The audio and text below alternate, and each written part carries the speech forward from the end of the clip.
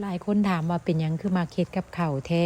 ทำกับข้าวกินเองมันอร่อยเด้พี่น้องเพราะว่าไปซื้อเขามันไม่มีขายก็เลยต้องทำอีกเมืองไทยนะจะไม่ทำอะไรสักอย่างเลยเพราะว่าอยู่เมืองไทยสบายค่ะไม่ต้องทำเดินไปไหนก็ได้นี่มันก็ต้องทำค่ะพี่น้อง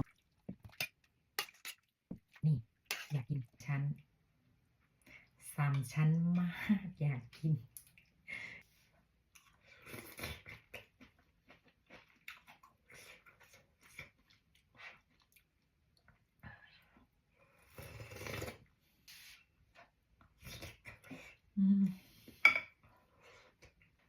นุ่ม